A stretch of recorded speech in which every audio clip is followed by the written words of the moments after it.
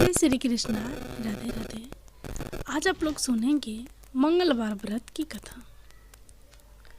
एक समय की बात है, एक ब्राह्मण दंपति की कोई संतान नहीं थी, जिस कारण वह बेहद दुखी थे। एक समय ब्राह्मण वन में हनुमान जी की पूजा के लिए गया। वहाँ उसने पूजा के साथ महावीर जी से एक पुत्र की कामना की। घर पर उसकी स्त्री भी पुत्र की प्राप्ति के लिए मंगलवार का व्रत करती थी। वह मंगलवार के दिन व्रत के अंत में हनुमान जी को भोग लगाकर ही भोजन करती थी। एक बार व्रत के दिन ब्राह्मणी न भोजन बना पाई और न ही हनुमान जी को भोग लगा सकी। उसने प्रण किया कि वह अगले मंगलवार को हनुमान जी को भोग लगाकर ही भोजन करेगी। वह भूखी प्यासी 6 दिन तक पड़ी रही। मंगलवार के दिन वह बेहोश हो गई। हनुमान जी उसकी निष्ठा और लगन को देखकर प्रसन्न हुए। उन्होंने आशीर्वाद दिया। आशीर्वाद स्वरूप ब्राह्मणी को एक पुत्र दिया और कहा कि यह तुम्हारी बहुत सेवा करेगा। बालक को पाकर ब्राह्मणी अति प्रसन्न हुई। उसने बालक का नाम मंगल रखा। कुछ समय उपरांत जब ब्राह्मण घर आया तो बालक को देख पूछा कि वह कौन है। पत्नी बोली कि मंगलवार व्रत से प्रसन्न होकर हनुमान जी ने उसे यह बालक दिया है। ब्राह्मण को अपनी पत्नी की बात पर विश्वास नहीं हुआ। एक दिन मौका देख ब्राह्मण ने बालक को कुएं में गिरा दिया। घर पर लौटने पर ब्राह्मणी ने पूछा कि मंगल कहाँ है। तभी पीछे से मंगल मुस्कुराकर आ गया। उसे वापस देखकर ब्राह्मण आश्चर्यचकित रह गया। रात को हनुमान जी ने उसे सपने में दर्शन दिए और बताया कि यह पुत्र उसे उन्होंने ही दिया है। ब्राह्मण सत्य जानकर बहुत खुश हुआ। इसके बाद ब्राह्मण दंपति प्रत्येक मंगलवार को व्रत रखने लगे। जो मनुष्य मंगलवार व्रत कथा को पढ़ता या सुनता है और नियम से व्रत रखता है, उसे हनुमान जी की कृपा से सब कष्ट दूर होकर सर्व सुख प्राप्त होता है और हनुमान जी की दया के पात्र बनते हैं।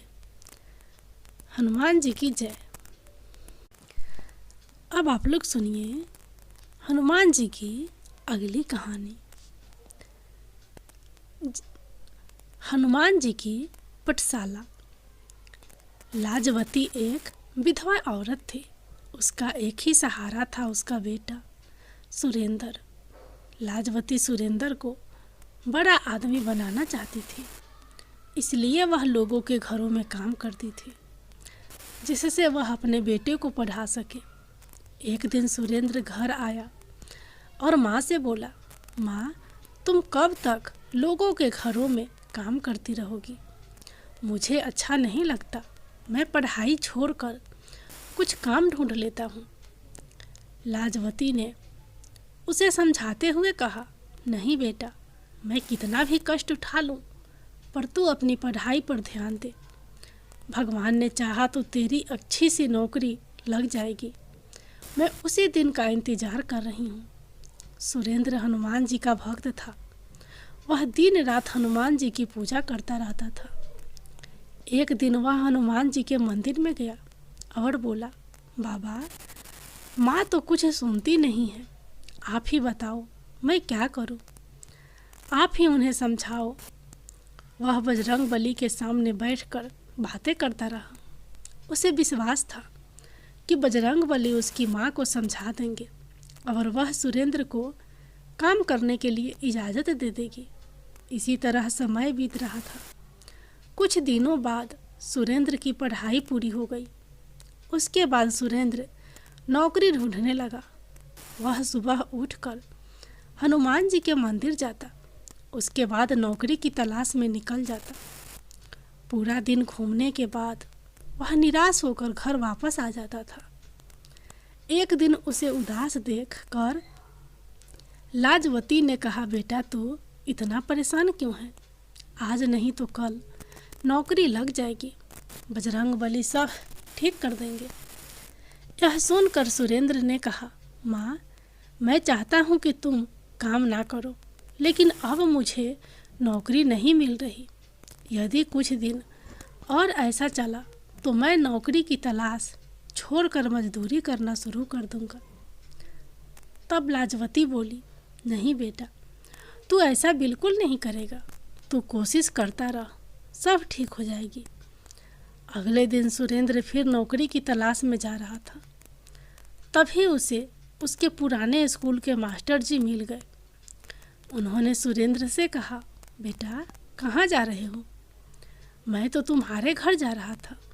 यह सुनकर सुरेंद्र ने कहा, नमस्ते मास्टर जी, मैं तो नौकरी की तलाश में जा रहा था। आप बताइए क्या काम था? मास्टर जी ने कहा, बेटा, रामपुरा गांव में एक मास्टर जी पढ़ाते थे। वे अब रिटायर हो गए हैं।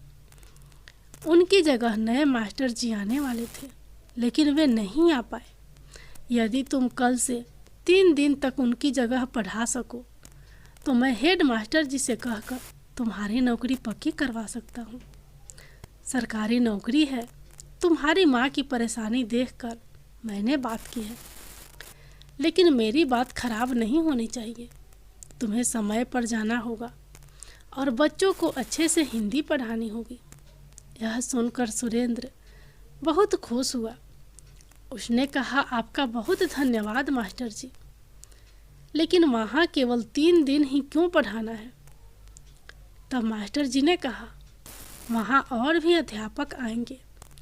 जो भी 3 दिन अच्छे से पढ़ा लेगा उसकी नौकरी पक्की हो जाएगी। सुरेंद्र ने मास्टर जी को धन्यवाद दिया और घर आकर यह खबर माँ को सुनाई। लाजवती उसकी बात सुनकर बहुत खुश हुई। सुरेंद्र ने बजरंगबली के सामने बैठकर प्रार्थना की, हे बाबा, मुझे यह नौकरी दिलवा दीजिए। मैं जीवन भर आपकी सेवा करता रहूँगा।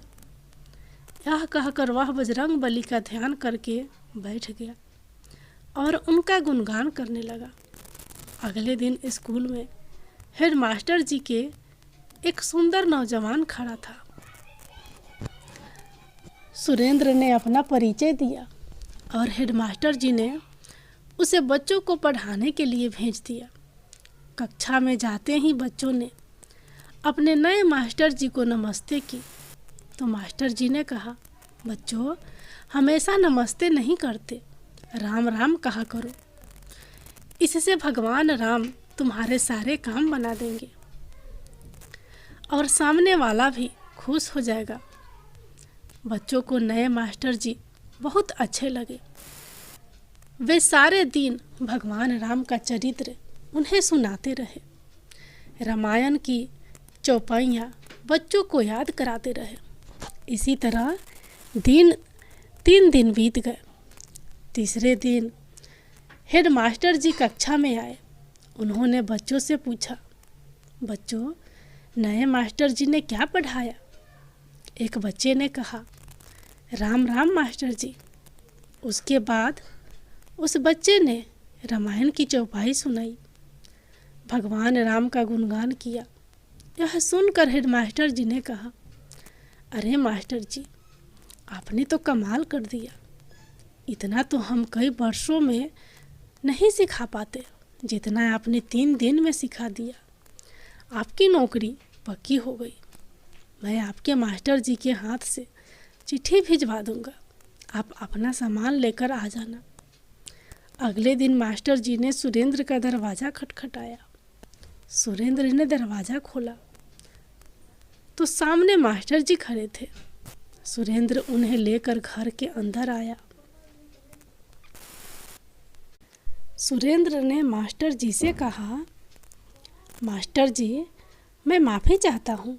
माँ बहुत बीमार थी, इसलिए इन्हें इस हाल में छोड़कर मैं नौकरी के लिए नहीं जा सका। यह सुनकर मास्टर जी चौंक गए। यह तुम क्या कह रहे हो? उस स्कूल के हेड मास्टर ने मुझे यह चिट्ठी दी है और तुम्हारी नौकरी पक्की हो गई। उन्होंने कहा कि तुम्हारे भेजे हुए मास्टर जी ने तो बच्चों को इतना अच्छा पढ़ाया जो आज तक कोई नहीं पढ़ा सका। तब सुरेंद्र ने कहा, लेकिन मैं तो वहाँ गया ही नहीं, मैं तो यहीं घर पर ही था। मास्टर जी ने कहा, लेकिन वे तो कह रहे थे कि तुमने बच्चों को राम नाम की दीक्षा दी है। एक एक बच्चे को रामायण की चौपैया पढ़ा दी जो वे कभी नहीं भूल पाएंगे। जब तुम नहीं गए तो वहाँ पढ़ाने कौन गया था? तुम्हारी नौकरी तो पक्की हो गई। यह सुनकर सुरेंद्र रोने लगा। उसने कहा, मेरे बजरंग बली मेरी जगह पढ़ाने पहुँच गए। यह काम केवल वहीं कर सकते हैं। राम राम की दीक्षा वहीं दे सकते हैं। हनुमान जी स्वयं मेरे लिए कष्ट उठाने पहुँच गए। यह कहकर वह हनुमान जी के सामने रोने लगा। तब लाजवती ने कहा, बेटा, हनुमान जी ने तेरी सारी परेशानी समाप्त कर दी। मास्टर जी भी उसकी बात सुनकर दंग रह गए। उन्होंने कहा, बेटा, तुझ पर बजरंग बली की बहुत कृपा है। वे तेरी सारी परेशानी देखकर दौड़े दौड़े चले आए।